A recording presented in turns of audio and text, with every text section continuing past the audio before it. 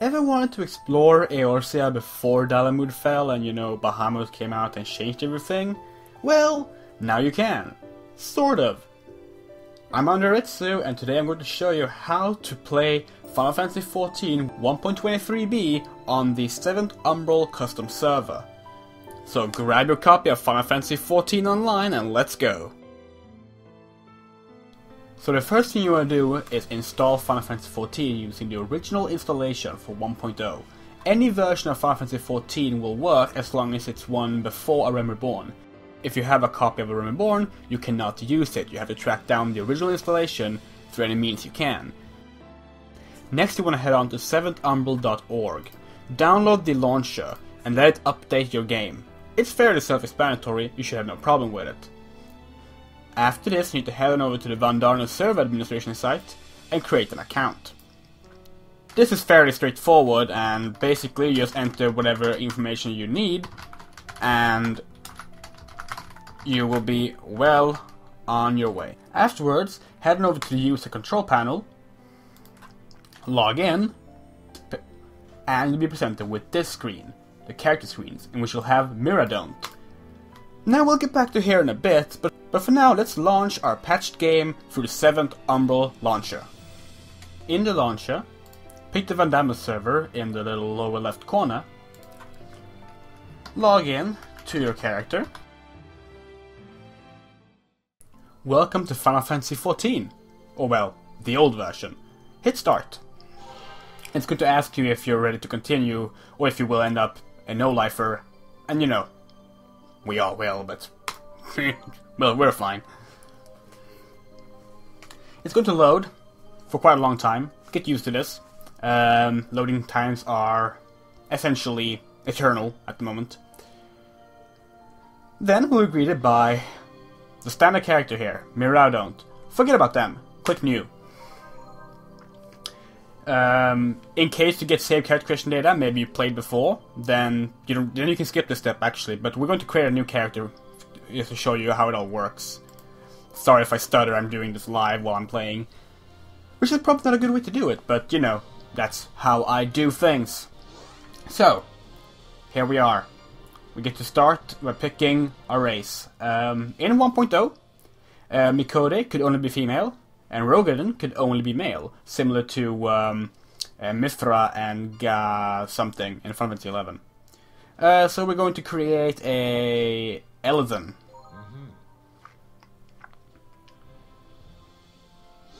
So, we get to pick between our clan and our gender. Let's go with the Dusk White Female. And you can pick whatever you want, of course. I'm just going to like speed through this thing. Start with a basic appearance. Go type 3 here.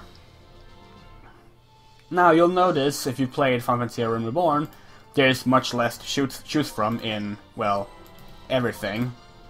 But there's still a pretty decent variety, and you know, it actually looks really pretty. Final Fantasy XIV, the original version, is surprisingly good looking, considering it's 5 years old. In some ways it actually looks better than A Realm Reborn, although the reason those things will change is mostly because, well, they would ruin the game.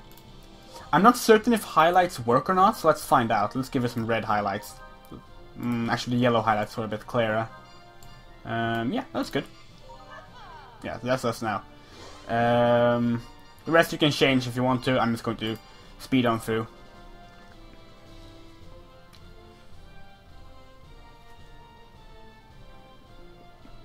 Next up, we pick our Disciple starting class, which in Realm Reborn you can't pick land or hand, but it doesn't matter anyway, because we're going to be changing all this later. I'm going to go with magic. Thaumaturge Conjurer. Of course, Arcanist was not a thing yet. Thaumaturge.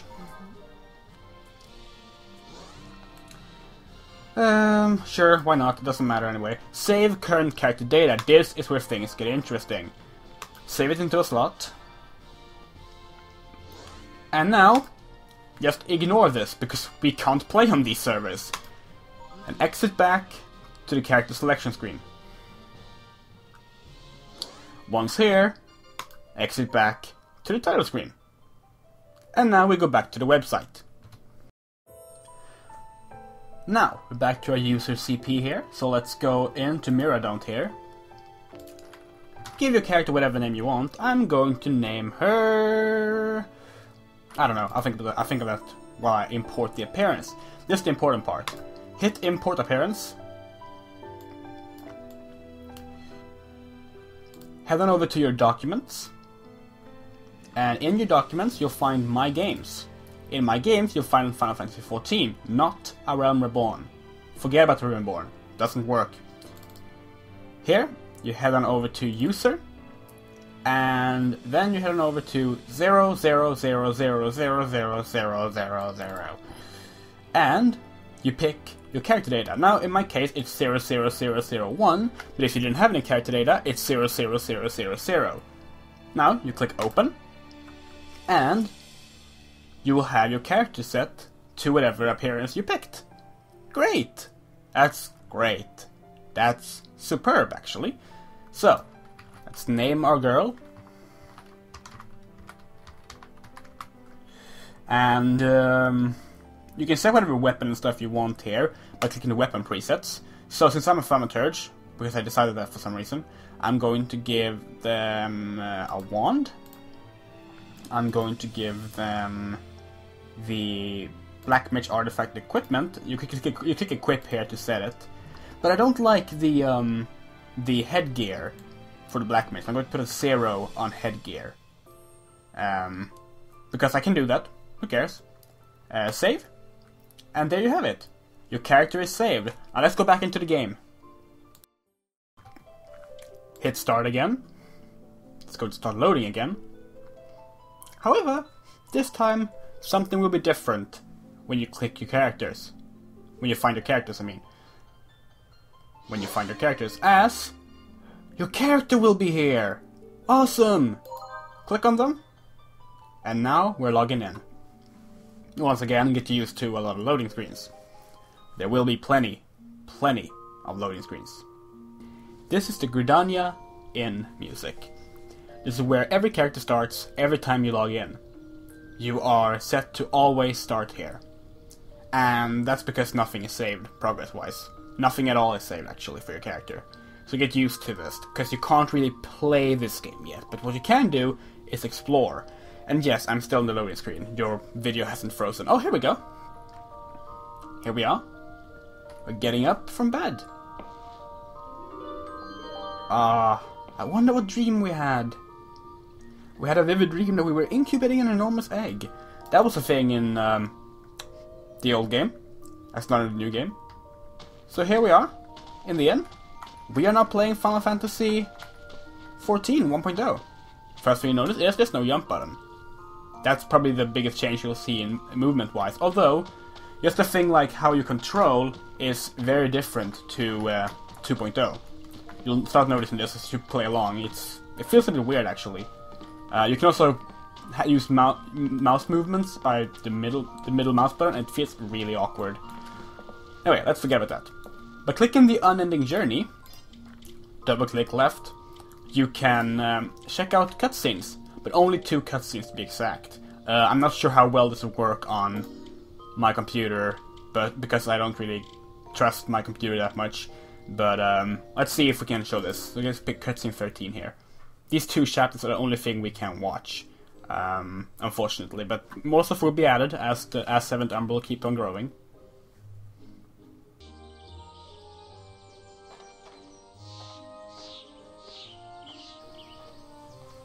The first thing you might notice is the cutscenes in 1.0 was actually more advanced than in 2.0, featuring much more detailed animations and stuff, which is actually something that was negative because, well, it made the game have far more loading times and had to carry much more data, and it just ruined the game in a lot of ways. But yeah, you can basically watch cutscenes. Some of them are voiced, some of them are not, and you can watch them with your character. There's only Gridania stuff available so far, but like I said, it will grow as long as people are actually interested in Seventh Umbral. Now, when you're bored with these cutscenes, it's time to go explore. Double-click the door. You do everything with left click in this game. There's no right clicking. Unless you want to change the camera, then it's right clicking. Once again, a loading screen. Like I said, get used to them. And here we are, the Gridania Inn. Now, anybody who is playing 2.0 is going to be familiar with this. It looks pretty much identical. Down here is the airship landing, which we can't use. But, yeah, looks about the same. Looks great. Here's where things get a bit different.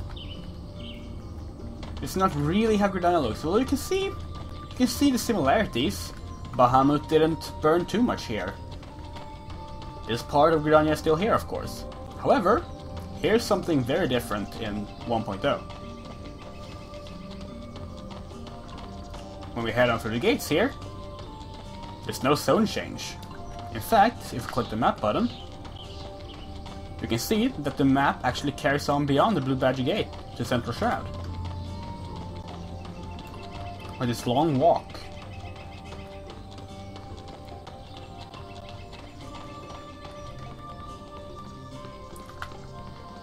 Now, of course, this shows once again just how incredible this game was with padding stuff out for no reason in 1.0, as, of course, this is quite a bit to walk to get to the Central Shroud. 1.0 did have a larger world, but yeah, that was definitely a problem. But we're bored of Gridania now, aren't we? Of course we are. That's where you hit space, and you write teleport, underscore, Lanosha, which, if I can, did I spell it right? I did spell it right. And you will teleport to we didn't teleport to Lanosha. Maybe you should write it without the slash. Yeah, you were supposed to write without the slash. I'm being dumb, sorry. I love these loading screens. And I thought 2.0 had loaded. Oh, here we are! Look, it's Lanosha. Ain't that lovely? Once again, larger than 2.0, but definitely more empty. So, looking pretty good. I'm going to, wait, where is it? Never mind. But yeah, we can also do some combat, although very, very limited. It's mainly exploration right now. So let's kill this wild Eve. I don't know actually how it's pronounced. You hit the menu button. Here's the menu. You click gear, and you find your weapon of choice. My weapon of choice is where is it? There it is, the scepter. Main hand. Do we have a we don't have any yeah, we don't have any shield. Oh well, that's fine. And then you can back on out. We only have one action, but that will have to do. Double click to target. Click F to go into combat stance. Here we are. Are you ready? Yes, we can hit from afar. Now, press 1. And you have to designate the target as well. Click 1 again. Click 1 again. I'm sorry, you can't do it. You have to click on the actual enemy. Right, sorry. I'm too used to good games. Yeah, basically you click thunder, you click the enemy, and that's how combat works in this game. It was meant to feel more like a classic Final Fantasy turn-based game, like in Final Fantasy XI, where you would pick your attack and then your target, but it doesn't really work for this hotbar system, as it just becomes annoying. Attacks that have a that have melee range, I think, are immediate. But let's change our gear. I think we can do that mid-combat. Let's show off the short bow. No, we can't. Alright, we have to move into passive mode first, so let's press F. There we go. Yeah. Don't worry about the wall leave. It will do 0 damage. Short bow.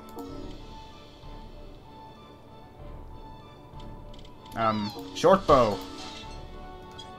Okay, I guess we actually need to get away from this Eve before it kills us. Fair enough. Oh, it also has infinite range. Well, fine, let's kill it then. We do have infinite range as well, after all.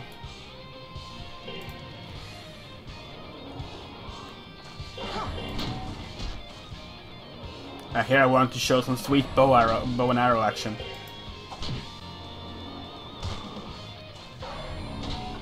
You are now experiencing the combat of Final Fantasy XIV 1.0. It's not very exciting. Is it dead? It's dead. Good. Alright. Let's leave combat mode. Gear. You can also hit the minus key to get up this thing. It's like Final Fantasy XI. Short bow. The only thing we have in our gear stuff here is that thing. I don't think we have anything else. Nope, we don't. So yeah, you can have a black mage robe and a bow and arrow. Why not? Let's break all the rules. I think if you go to your chat thing here, you do ride Chocobo. Yes, you call your Chocobo. And you can ride. The music doesn't change. Yeah, I know. I was disappointed as well. But this is a bit faster if you want to travel, of course. So once again, this is La Noscea. It's kind of boring, but it has a nice color to it. They changed the color palette of the game when they made 2.0. And a part of me misses it. A small part of me that probably should know better. Now, it might look very open, but the thing is, it's large, but it's actually not that open. The lack of a jump button, of course, also means the lack of being able to climb up things and a bunch of invisible walls. Although there are moments where you can just walk down hills easily, I say as I walk into an invisible wall. Hold on, we'll get there. There we are. Oh, we can't even walk down here. Fine. Oh yeah, there's Dalamud. I'm going to show some more cool stuff with Dalamud in a bit. Splash in the water. Or not, because you can't, because it's 1.0. So, let's teleport somewhere else. Let's teleport to Mordona. There's a list of everywhere you can teleport on the website. I'll have a link for that as well, and you can check out all the stuff yourself. I'm not going to spoil all of it. I'm going to show 2 more things. Oh, loading screens. How I love thee. Here we go. So, this is Mordona. Look a bit different, doesn't it? This is Revenant's Toll. Yes, this is Revenant's Toll. This is what it looked like from the start. It's been growing. Oh, look, see? See? I teleported with Chocobo, so I still have the Chocobo speed, but I'm not a Chocobo. But yeah, this is Mordona. We're going to first show off the bow and arrow action, because I actually want to see how that looks, because I never used the bow and arrow in the original game. There we go. Okay, yeah. With the bow and arrow, that's a direct attack, so you don't have to target afterwards. You can't walk while you fire, like you can in 2.0. Making bow and arrow a bit more complicated to use in this game than in 2.0. Probably the only time where 1.0 is a bit more tactical. Of course, it doesn't matter when your enemy can do 0 damage. I hope we get at least the trials to work combat-wise. I would like to play some of the old trials.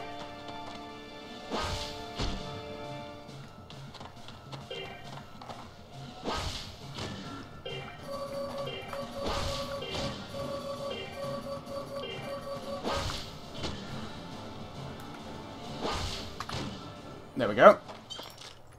Great. The flan is dead. The flan is dead. Are you dead? You okay, buddy?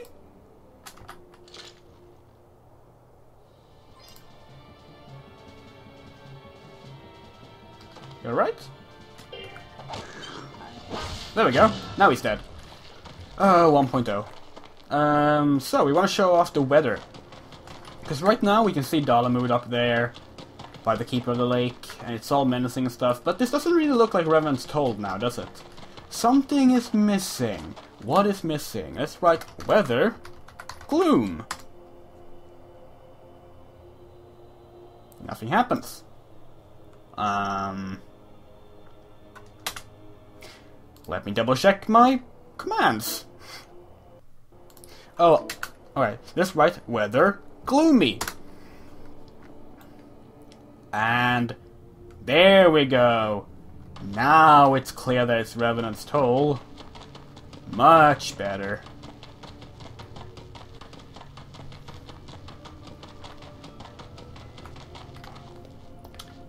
Of course, there's Dalamud, all menacing and stuff. But Dalamud looked more menacing when it was just about to hit. Weather.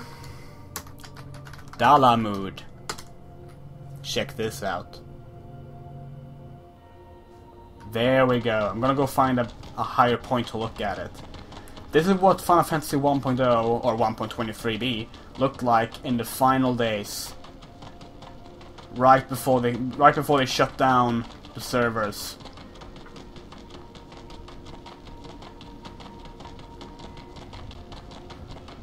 It would be so much easier if we could jump up the mountain, but we can't.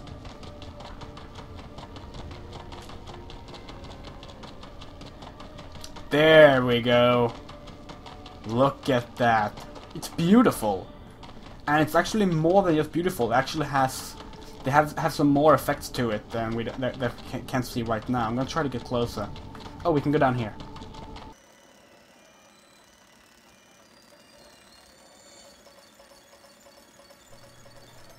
See that? That's what I'm talking about. Right there. Imperial airships. These would fly all over Eorzea during the final hours of Dalamud's falling. All leading up to the battle at Cottonau. It's amazing. So yeah, this is that is Seventh Umbral, Final Fantasy 1.23b.